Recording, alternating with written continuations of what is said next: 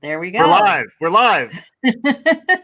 Very exciting. We're back. We're back. We took we had a 3-week break, Terri, from this week in higher ed, and now we're back. So how are you doing? You held up okay? Not seeing me every Wednesday? I survived somehow. It was really difficult, but nice. we there's been a lot going on in higher ed, which we are keeping up with, of course. And of course, you know me, my favorite thing is sports. But before we get to that, we are using that wonderful internet our Zoom now convention, even though we're not on Zoom, of a check-in. So my check-in is that even though California was doing pretty well, we are seeing our numbers increase rapidly. And so we are pretty much, even though it's not a formal shelter in place, we as a family are sheltering in place because we just want to be as safe as possible. So we had a very small Thanksgiving, just me and my husband and my 2 sons. But we're doing fine. So. Yeah, and I did see your grown sons reenacting a picture in their pajamas, their onesie pajamas from their youth. So that's a sign that as a mother, you still have influence there. So good job by you raising two sons who would do that. My quick check-in: me, my wife, and my young son. He's almost 2 years old. Had a nice Thanksgiving season, and and I'm just watching the COVID numbers as much as you're describing there too. It does sound like the vaccine may be approved. The Pfizer vaccine may be approved in the U.S. by the FDA tomorrow. Is the latest that I was hearing today. So that's interesting. Obviously, gets our wheels turning as far as how that might impact 2021 in higher ed, which is something we'll get into a little bit later on. But yeah, I'm taking refuge in sports, and I think we're going to come back and talk about that a little bit as well. We do want to welcome our guests. So welcome to Mohamed Desoky and Lisa Hunter, who are our guests for today's episode. We just want to make sure we check in at the top with both of you, maybe beginning with you, Mohamed, and then picking up with you, Lisa. Just a quick check-in, say who you are, how you're doing, and we'll pick up from there. Yeah, it's good to be with you all today. Thank you, Mike. Thank you, Terri, Lisa. Coming to you from Raleigh, North Carolina. Nice, cool day here today. Coming to you from my home office with my wife, where we work on a regular weekly basis here. Also had a very good Thanksgiving season. The state of North Carolina is, generally speaking, there is a increase in the positivity rate, but the locals are fairly optimistic given the recent events with the vaccine. We have a case study in the UK, and generally speaking, many of us are positive with the prospects for 2021. Yeah. So happy to share with you all today on the students and faculty and staff here at Skema Business School. Yeah, awesome. And just real quick, Mohamed, Skema Business School. While you're talking, can you just give us the quick rundown of who you are and how you relate to Skema and everything? Sure, absolutely. Happy to do so. I'm the academic dean at Skema Business School. I've been in this position since 2018.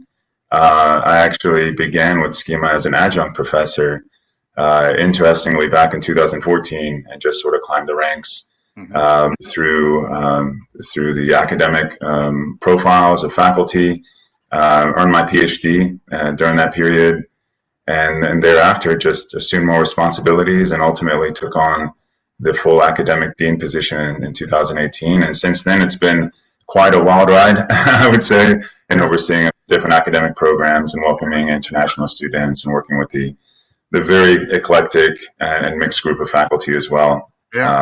Since then. Yeah, and we'll want to get more of your perspective on that prior to COVID, and then particularly in 2020, you've had to be very quick on your toes in terms of responding to the complexities of this year. So we're going to want to dive into that in some more depth in a bit. But we also wanted to get a quick check-in from you, Lisa. It looks very snowy and pastoral out there behind you. So indeed, I'll let everybody see that view out there. So hi, everybody. My name is Lisa Hunter. I'm Vice President Solutions Architect at Astra. We are a software and professional services company, and we help institutions and academic leaders manage the academic enterprise. I'm coming to you from my home office in central New York in the Finger Lakes. So if you are a wine enthusiast, please put the Finger Lakes on your radar. But yes, as you'll see, it is snowing here. As you'll see, it's snowing here. We're doing okay. We have a house of higher ed here. My husband is in higher ed as well. So we are finishing up a semester as well, and starting to wrap things up, talking about spring, and really actually thinking about summer and fall, because with academic leaders, we are that much farther ahead. So, you know, kind of just really monitoring things as the situation, you know, Mike, you said, you know, seems like the vaccine is going to get approved. So we're waiting here with quite a bit of optimism, and doing okay. So thanks for chatting. Yeah.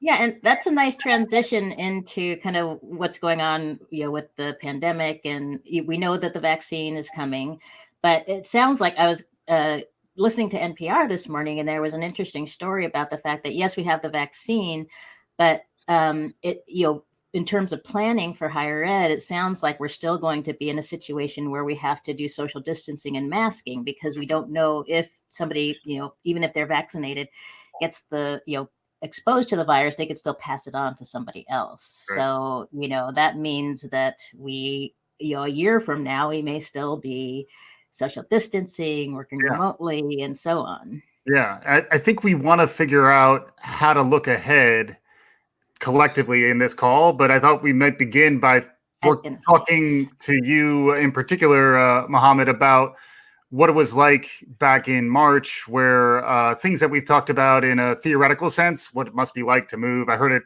referred to as emergency remote teaching was something EDUCAUSE like labeled the rapid reaction that happened to get through the spring semester in 2020. We've talked about that in the abstract, but as someone who was leading your program through this period, what was that like, and have you learned stuff along the way? So if you'd grant us this, I think it'd be great to hear from you almost the planning phases and sort of the shape of the year that you experienced, and then maybe get a little bit of added color or commentary from Terri and or Lisa, as that makes sense. Yes, actually, I remember to this day quite vividly. My wife and I were actually in an airplane on our way back from Chicago, visiting my brother and just welcoming his new baby daughter, my niece, Lulu at the time.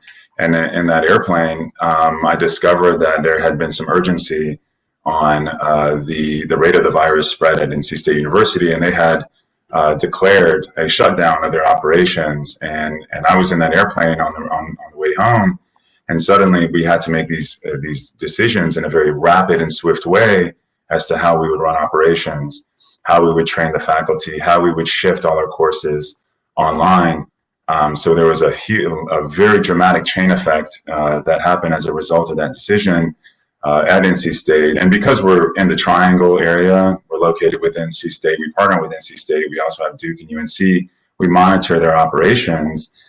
And to a certain degree, we can act independently, but we also leverage those developments at those universities. And this was one big event that had occurred. Mm-hmm. And of course, that was in connection with the governor's decision as well, which reflected a more serious stance on the pandemic. Mm-hmm. So we had to revert our programs to online.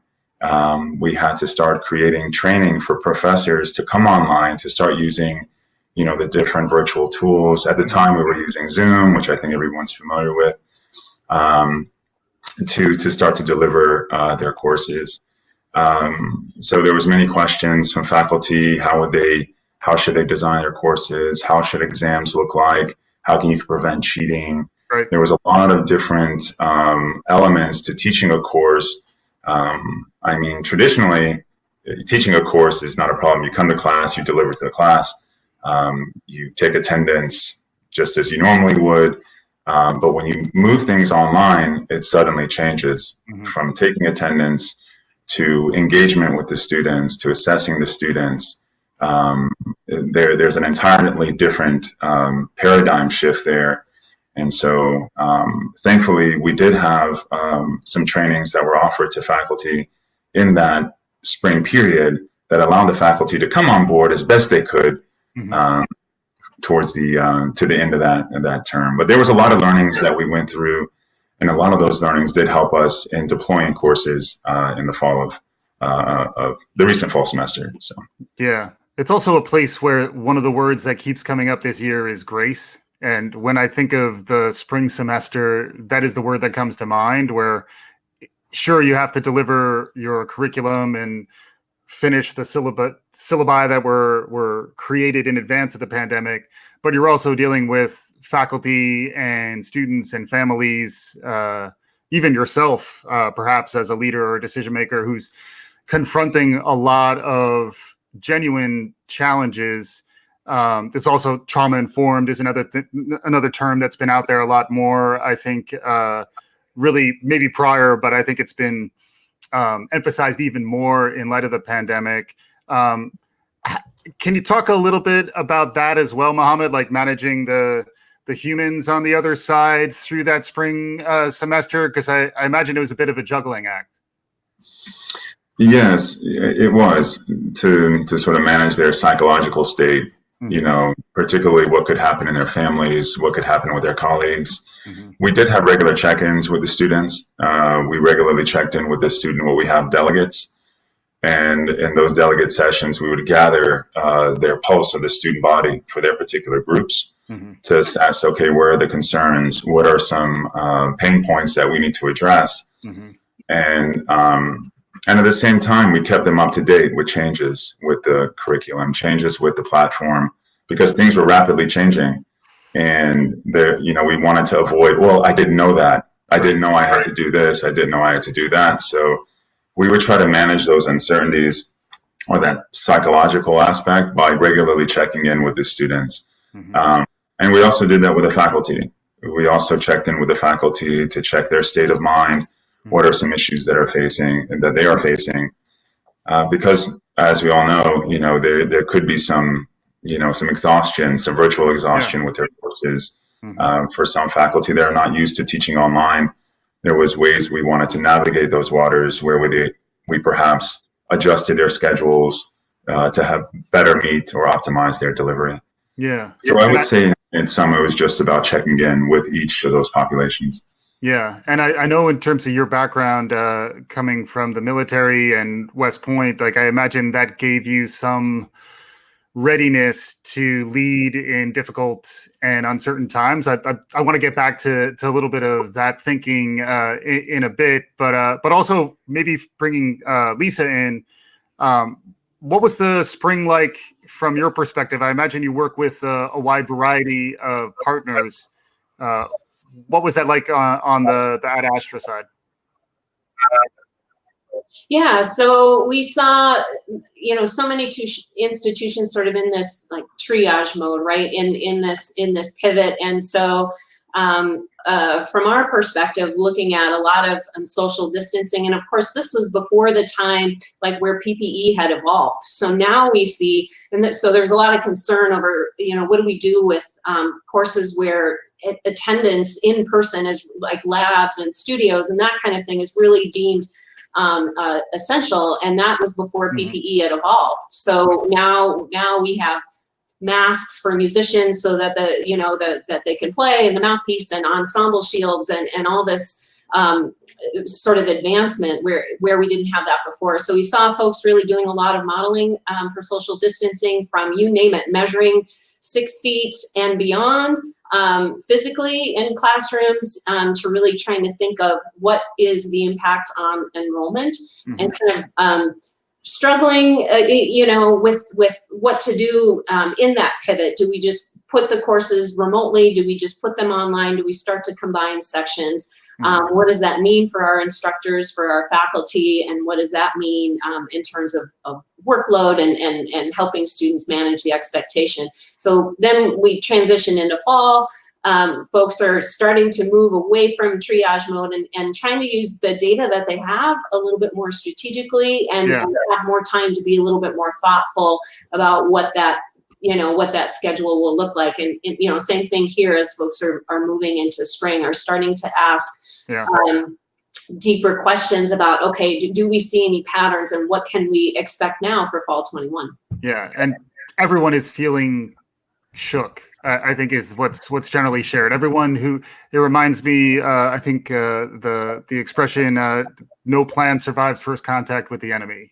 So whatever you thought you had in terms of your strategic plan, you have to start fresh. And then even if you think about the fall, that's a pretty compressed planning window to get whatever you could get in place in time.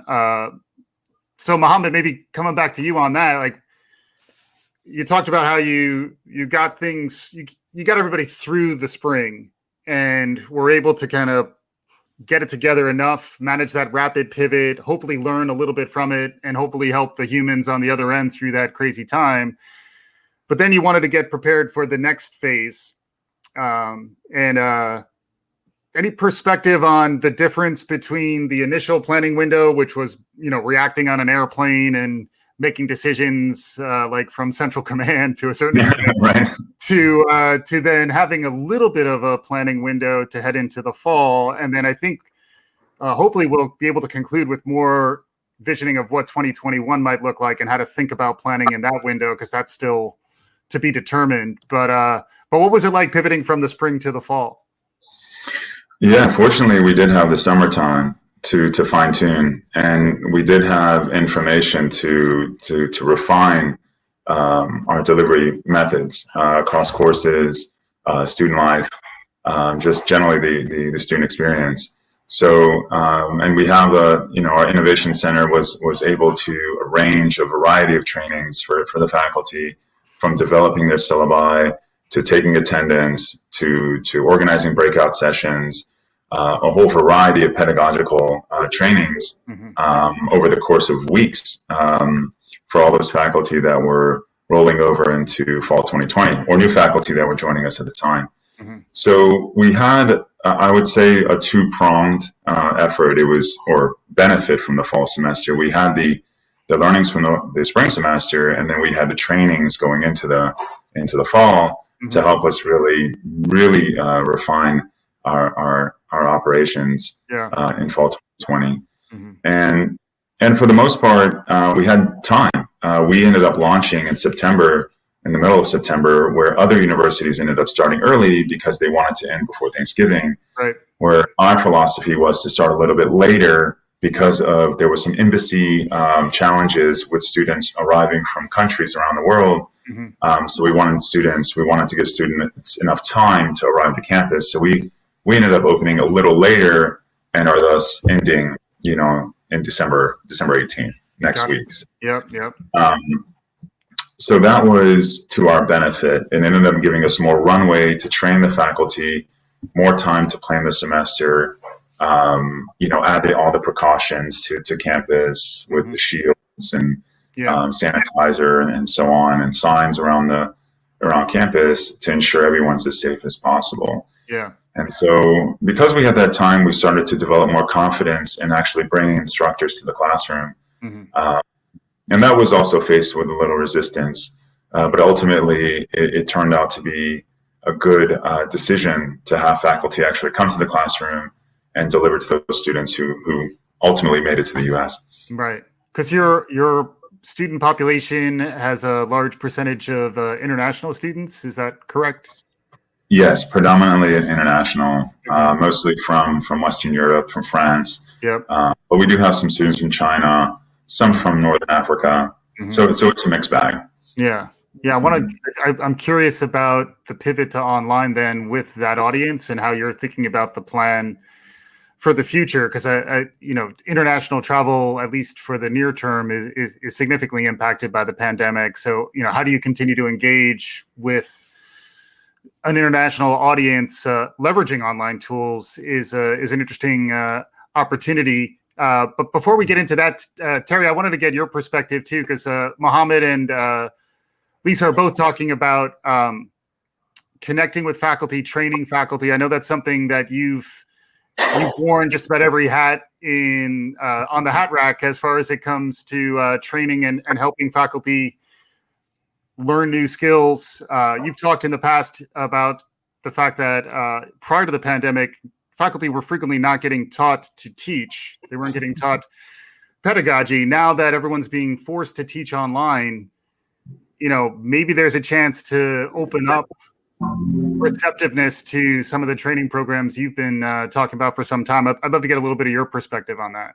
Yeah, I do see, I have a lot of friends, I'm a political scientist. I have a ton of friends who are faculty, as well as having been a provost and worked with faculty. And, it varies, right? I mean, I think it's, when I was at Menlo College, there was more of a focus on teaching and pedagogy. But of course, a lot of the faculty in the R1 institutions and so on are research is often the top priority.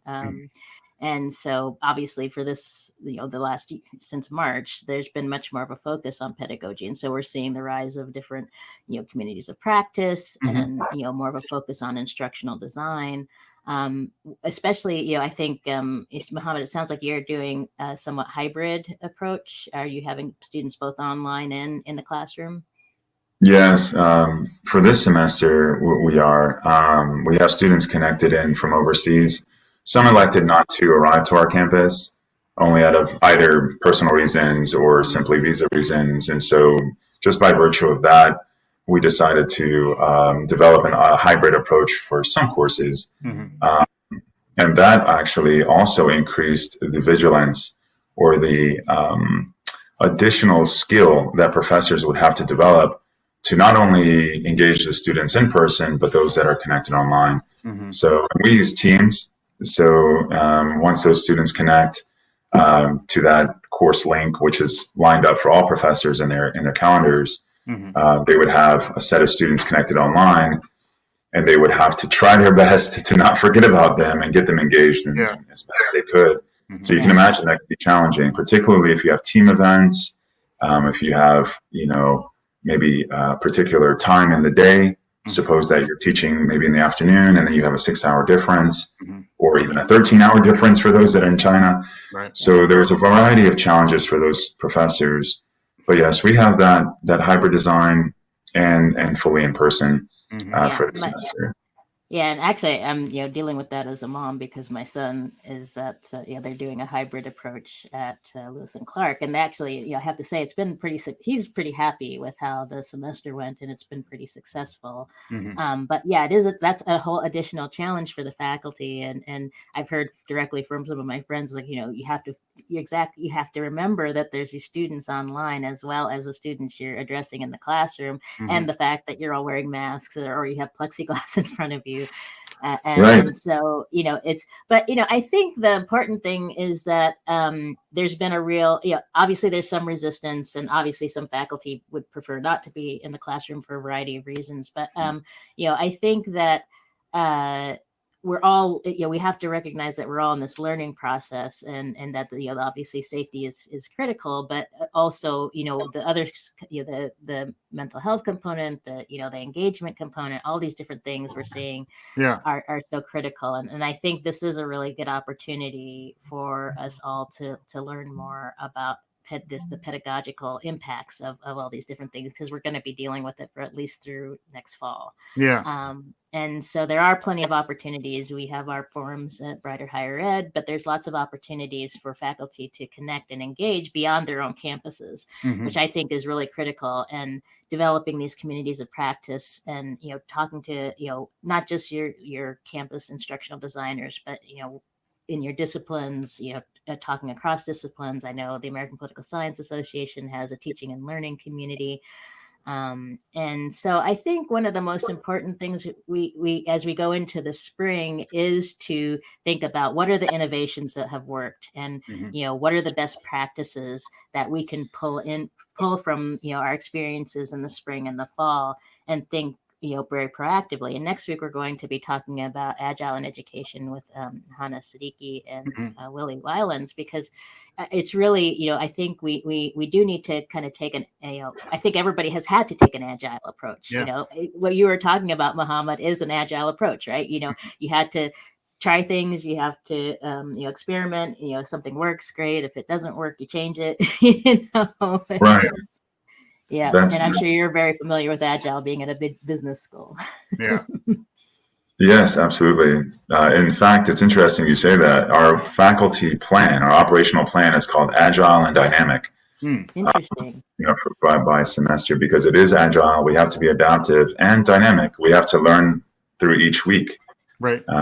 Just as the pandemic has changed virtually every week, so too has our operations. So it's been a learning process over time, and we hope to optimize it. Just as in many dynamic processes, we hope to optimize it by the spring and maybe by the fall and thereafter. Even once the pandemic is behind us, we can maybe deploy some of those new learnings in different methods or different ways to executives, to maybe students that don't want to leave their home residence, and so on. So we don't feel that there's going to be a sort of a, tossing away of all the learnings. We do feel that some of these practices that we do gain can be deployed at a future time as well. Yeah, and that's one of the things we're going to focus on a lot with Brighter Higher Ed. That's why we created this community of practice, is so that people have a place to go and talk about what worked, what didn't work. How are we addressing faculty concerns? Especially because we focus more on the leadership and administrative side. And so, and in many ways, I'm hoping that we can really create a safe space for people to come and talk about, okay, well, we made a mistake here, but we need to. This is how we fixed it. And, I don't think we talk enough about, pulling together best practices across institutions, and talking to each other more directly, which is part of the reason we do this, of course. Oh, just kind of building on that too. Like I was curious among all three of you, any lessons in leadership or lessons in in how to navigate this stuff. Yeah, it sounds like, Terri, you might have some ideas on that front. Communication. I see across every situation, the biggest problem is communication. I mean, right from my son's high school district up to, the government and it's been really interesting here in California watching as the state government is just struggling to figure out, because we're such a very broad and diverse and large state. How do you get out a message in a way that makes sense for everybody from Shasta County to Los Angeles? Right. And the same is true in higher ed, right? How do you get a message out to, as you're, we have to incorporate better messaging systems, because I'm also on the list Facebook page for my son's college for the parents, and that's been fascinating. And so, because seeing the parents and the miscommunications, and being an administrator, I'm going in there and like, well, the administrators are really trying hard, and you need to look here. So they're defending the administrators, because I know what it's like to be on the other side of that. And I can tell you, communication is tough even when you're not dealing with a pandemic. And when you are dealing with a pandemic and you have students on campus and parents are hearing wild and crazy stories, it can get really hard. But that's why proactive communication. But then you have to find a balance. I think we've talked about this before, where sometimes there's too much communication and everybody's like, oh, I can't read all these emails. Right. And then, they say, well, I don't know what's happening. So in any case, but I'm curious, and Terrence's asking, what communications channels work best? I think social media has been a really important, but as far as I can tell, email is really the only way you can reach out to everybody. Yeah. Any perspective, Mohamed, similarly around how you were thinking about communication, or any lessons in leadership? The other one for me is more just around vulnerability and owning uncertainty, committing to a message at a particular point in time. And if the message is we still don't know, showing up and delivering that message is hard, but it is in many ways the role of someone in a leadership position. Any perspective from what you were seeing at Skema? Yes, I think maybe the theme is cautious optimism. Just cautious optimism. I mean, not to this sense that you're so optimistic that you kind of ignore or turn a blind eye to the pandemic and its possible consequences, but being cautious around it rather than sort of reverting to fully online. In our case, we were able to mitigate all the risks as best we could to deliver our programs. So while we were very keen on the precautions that we took, we also found a way to deliver to students and remain optimistic. So I would say from a leader standpoint, we had that mentality across the staff, and that really sort of spread to the faculty and the students as well throughout the semester. But as far as communication, I do think it was vital for us to communicate, particularly with so much information changing over time.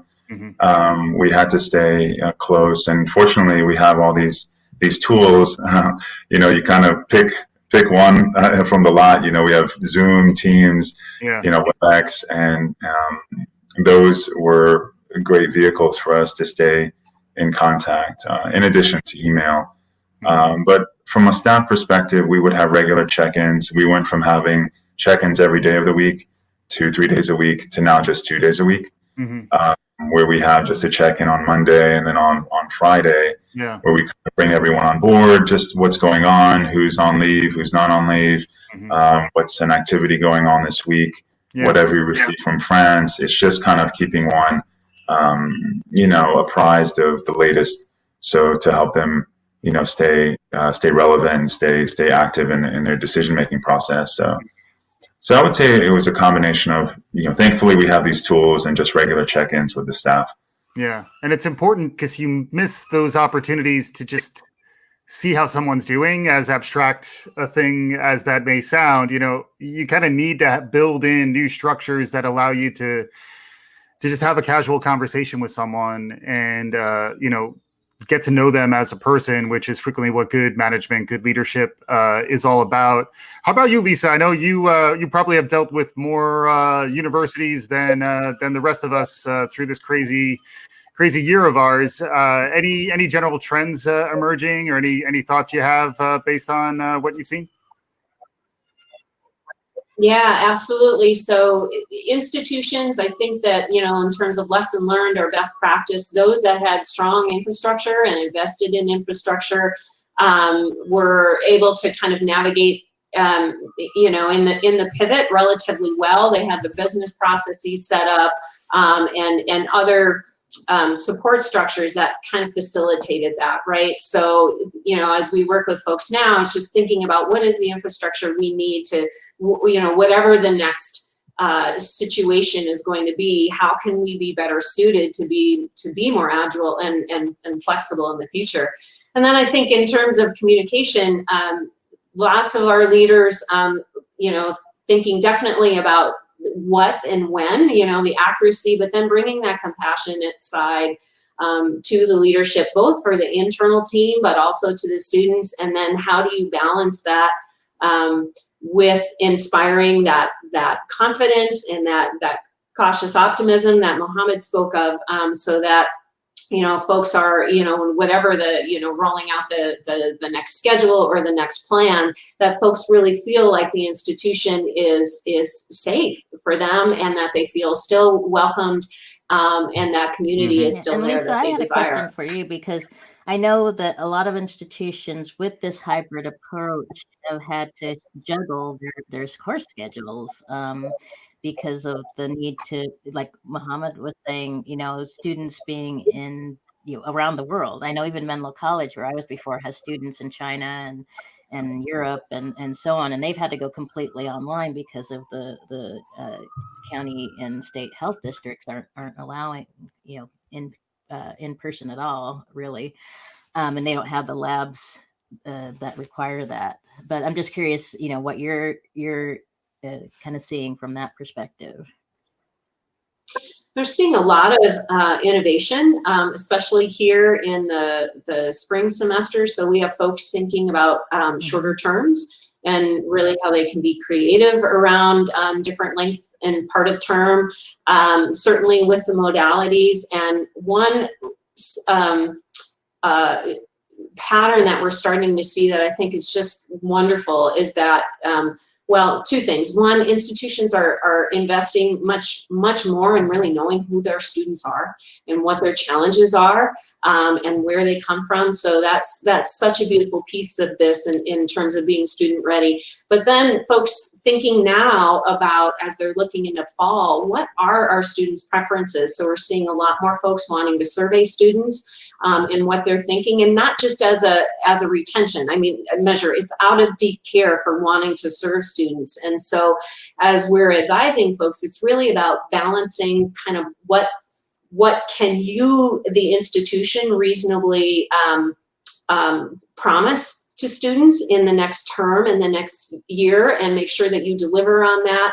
And then how can you kind of accommodate what their preferences are, and then how do you balance that's a whole shift. I think that's going to be happening more and more in higher ed, is this more student-focused approach, because we're seeing the shifting demographics, and then of course the whole the issue of international students is going to be really big going into the next year, and to bring a little politics in, as a political scientist, I think we're going to see a shift with the new administration, but there's still going to be the issues of visas. It's going to take a long time to get that visa machine up and running again.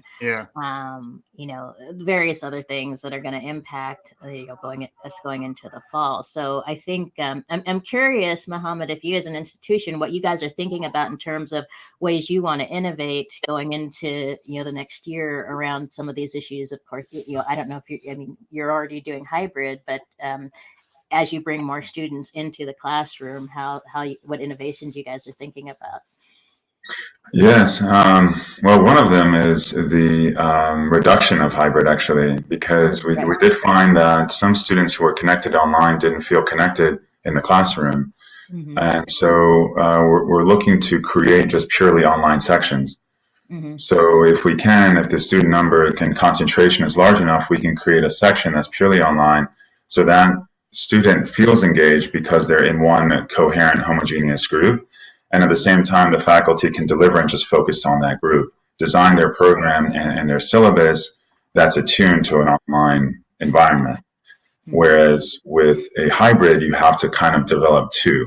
We actually had faculty create a supplement to their traditional syllabus for the hybrid courses, which made it tricky, because then you had to jockey between the two in the class, session. So here we're looking to reduce the hybrid if we can, and just create purely online sections or purely in-person sections. And next semester, we're actually increasing the number of students. We're finding more students because of our success this semester. We're welcoming almost 3 times more students in the spring semester. So I would say that's our latest innovation, is to really try to focus our programs specifically on those students and how they're connected to the class. Those professors that have optimized their hybrid instruction, I commend them. I've taught in a hybrid model. It's very challenging, but we're looking to reduce the faculty exhaustion, I guess some of the distress in that sense, and creating also a 70-30 model where professors who are teaching face-to-face can actually switch 30% of their lectures to online.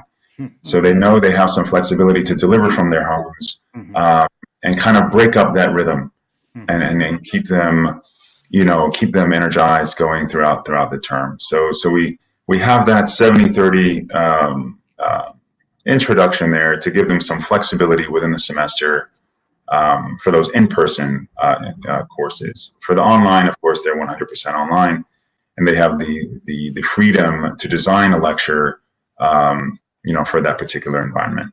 Yeah. It is interesting. I keep coming back to planning, and that's where I definitely feel for you in particular, Mohamed, like just trying to understand both how to be tactical and agile and responsive to the moment, which is challenging, and you have to be able to meet that challenge, while at the same time being able to either stay with the plan that you had prior to all this happening, and or revisiting that plan and coming up with a new longer term vision for your organization. How are you thinking about that? Have you gotten into a phase where you can start looking at scenarios for, say, 2 to 3 years out, or is it still you're in the thick of it and you're trying to get through the relatively short term planning? I think right now we're looking at those middle to short term planning right now, and we're thinking about how to take the learnings that we're gaining and then keeping those in some way. to not just store them indefinitely, to have a way where we've worked so hard to develop some new branch of our operations that we can deploy it in some way in the future. We're finding there's ways to scale our programs for executive training, for instance, because now rather than dedicating a classroom, we can open up a virtual classroom, for instance, for executives to come on board for our programs. And we have very valuable courses in data science and AI that are right now insulated. And then if we find a way to bring in executives, we can scale those programs. So it's really about thinking, how can we take advantage of all the learnings that we're picking up now, all the changes that are introduced, and then leveraging those, on a long-term basis. Yeah, there's an opportunity to be opportunistic Exactly. around all of this, where there was a forcing function. People had to move in new directions, and it doesn't seem like we're going to go all the way back on the other side. So figuring out where you might be able to open up new opportunities through this is certainly a good direction to go. And then what about the business school curriculum itself? Has that been influenced by I like to say VUCA because I think it's volatile, uncertain, complex, and ambiguous, or whatever it is, but just totally crazy. I just like military acronyms. I'll say SNAFU and FUBAR while we're at it. But it's been a crazy year, and trying to incorporate that into your case studies and into your examples around how to become a leader, which is a lot of what business school is about. Have you seen any of that? From some faculty, they have refined or introduced more crisis-related topics into their programs. Leading in crisis, we have professors teaching in leadership where they're now introducing how to lead in a crisis, how to stay calm under fire, for instance, how to issue that warning order, if you will, military term there. In governance, how to understand, the World Health Organization, and how you can make an informed decision based on their mandates, their declarations. So there are some concepts that are being slowly infused into into certain courses. Of course, in human resources, we know about. These days we hear about virtual, remote working, how to introduce that in an organization, dealing with layoffs during furloughs, things like that. The psychological impact of that. So there's ways that some professors are being very agile and introducing those concepts into the classroom. I would say it's a slow trickle. It hasn't been completely pervasive. Some areas in finance may be a little more challenging to introduce pandemic-related concepts. So it's really maybe subject specific, where there is a connection with the pandemic into that content. Yeah. That's interesting stuff. And then for you, Lisa, how are you thinking about the longer term strategy at Astra? Like, how are you thinking about short, medium, and long term? Because I still feel like it's a really interesting time to get at like a 3 to 5 year strategic planning window. But I think the way you go about that now has to be completely different, because there's so much uncertainty. But any perspective as far as how planning is working in your neck of the woods? Yeah, absolutely. So, somebody mentioned it before, I think it was Terri, asking that question, what of the past several months here is helpful to kind of take into a new planning scenario, even if it's the situation itself, right? We learned that we can be agile. We learned that we can be flexible. How do we maintain this kind of flexibility? And so, we are seeing folks definitely, wanting to move back into that strategic planning phase. And so, and looking farther out, whether that's and innovating there, is that going to mean that we're seeing a lot of ideas around managing students' expectations, right? And trying to ensure their future landscape, right? And so they're looking at how do we communicate with students in a way through our strategic plan that we're ensuring their success, that the degree program they start is going to be sustainable, and that if they're starting in a particular location, that they'll be able to kind of complete there. So folks are looking at annual scheduling, for example, which is, for those who are used to being scheduling term by term, student being able to plan their entire year ahead. And we even have some folks looking farther out than that. And so that's certainly fitting in their kind of long-term student success strategy for sure. We're seeing a lot of wraparound support and investment in academic advising, and the relationship with academic advising with the rest of the institution, and a lot more collaboration between faculty, and if there are professional advisors, and the enrollment management side of the house, and definitely a lot of transformation and sort of using data to inform that strategic plan. Again, what from the past in terms of our historical data can we use, and how can we use that to inform the future? And then what kind of leading metrics are we going to put in place? Not just because we have to measure that strategic plan, but like that's actually going to help us propel and then allow that plan to flex when needed. Yeah. Flexible is a word I keep hearing all the time as well. Like, how do you build something that's flexible and resilient in particular? Mohamed, just getting back to the lessons maybe from the military training, which I keep gravitating back to, and thank you for bearing with me. But just trying to understand how to get comfortable with uncertainty. Do you have any examples of how that is taught? How do you train people to develop the situational awareness to react to the unexpected? Because a lot of strategic planning is building off of things you've seen before and expecting it to continue to happen.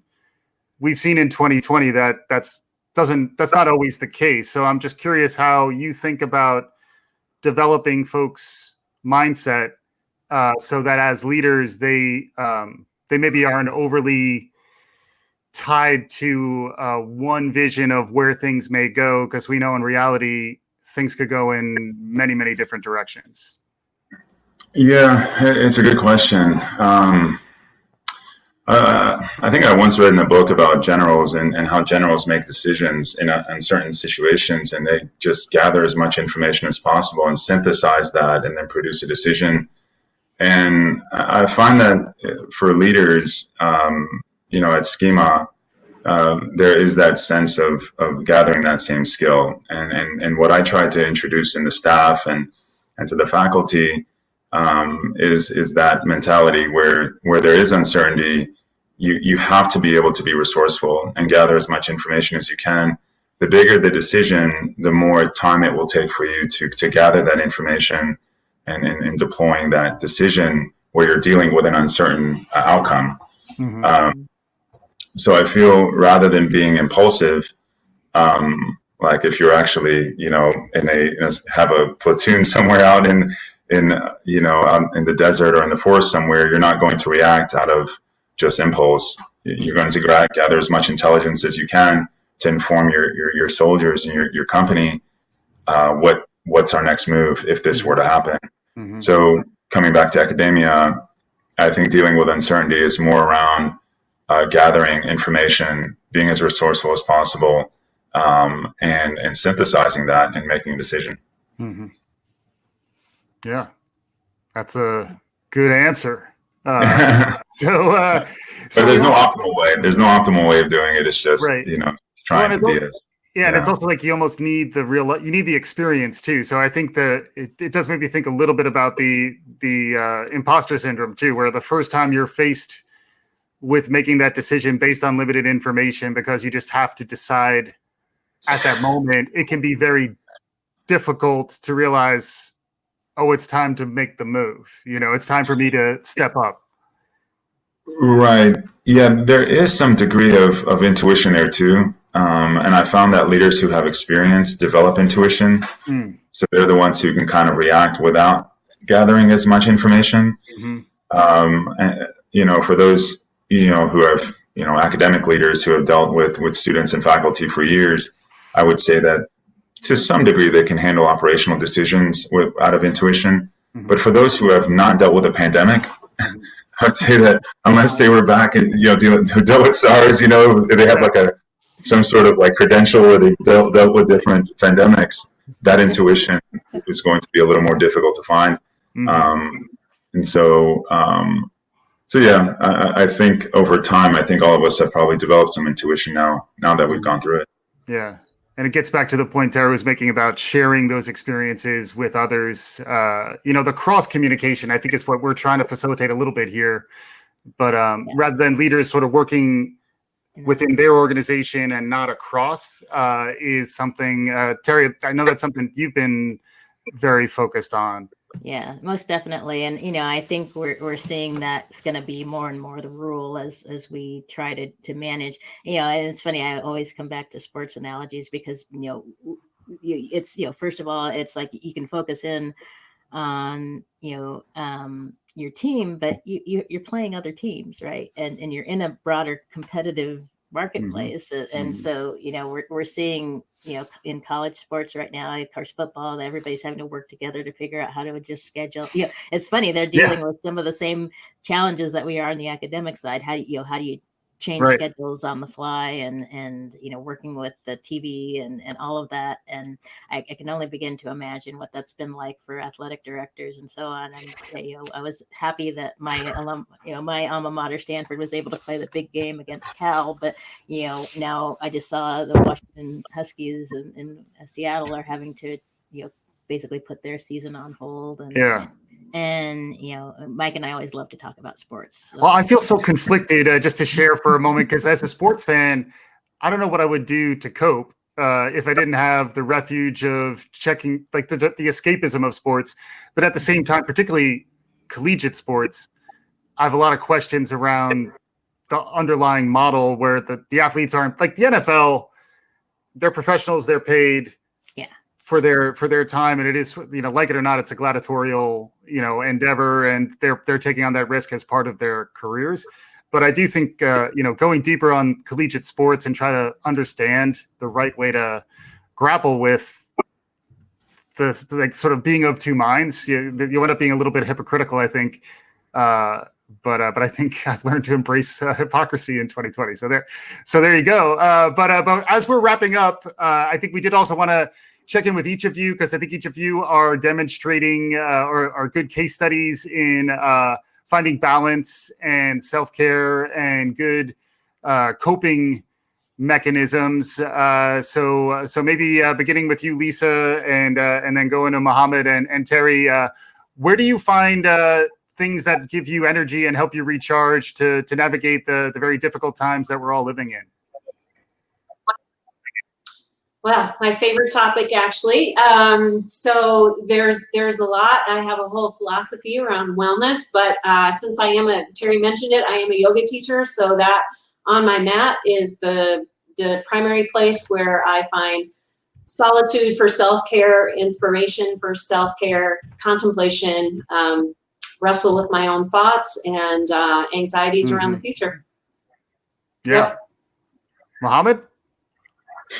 Yes, as far as wellness, I would say that, physical fitness, doing some sort of exercise regime has always been part of my repertoire. And unfortunately, my wife and I, we have a regular routine weekly. We sometimes go to a park that's nearby on Wade Avenue here in Raleigh, and we work out. It's nice to be outdoors, so that helps too. It's around trees and the fresh air. Yeah. So that helps from time to time. We like to cook. Cooking is kind of mentally stimulating. It's also somewhat of a therapy as well. And we keep in touch with family, different family events. Sometimes we have virtual talks, things like that. Mm-hmm. Send gifts. If we see a nice box of tea, we know, family member likes tea, we'll send that off. Yeah. Birthdays, things like that. So those are, I would say, our therapeutic wellness sort of activities that we like to take on. Nice. Sounds like you want to be on the Desoky holiday list for gifts. And how about you, Terri? Bringing it home? Yeah, so those of you who know me know I'm a runner and have been an athlete most of my life. But I also, I have to say, I really enjoy it. My husband and I took a quick trip to the beach on Sunday. Just, it's nice socially distanced walk on the beach is always, to me, that and being in the woods, so I feel very lucky. I'm not, I'm 15 minutes away from some nice hiking trails, and getting out, you feel like you're actually, away from civilization for a little bit. And that really helps me clear my head. But for me, really, it's that physical activity. I'm I have a lot of energy, and if I don't get it out somehow, then it starts to drive me crazy.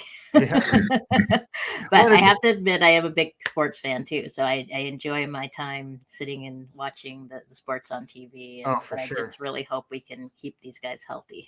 Yeah, exactly. Yeah. And I mean, just the amount of outdoor time and the value of being, if you can get to nature, like I'm still drawn to Lisa's idyllic backdrop there out in the Finger Lakes. Very, very soothing. It's important to find those ways to recharge your batteries. We're coming up on time. We got about 5 minutes left. Any concluding thoughts? Any stuff we want to get in before we wrap up here?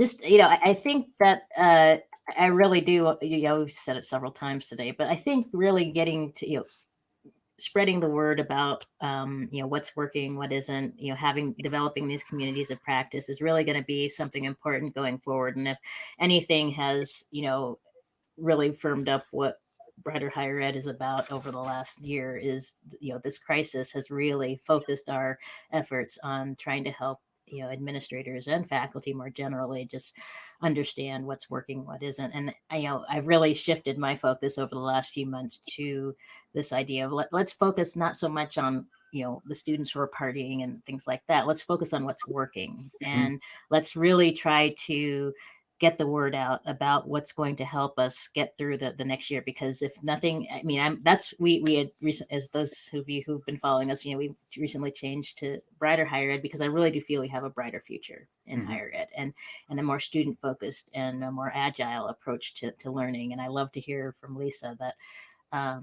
there's more institutions that are looking at alternative scheduling and things like that. So I do think, and I'd strongly encourage you, Terrence, being good about posting our link there. And I'm hoping that Lisa and the folks from Ad Astro and Mohamed will join us in our discussion forum so we can continue this discussion into the future. And I will certainly. Absolutely.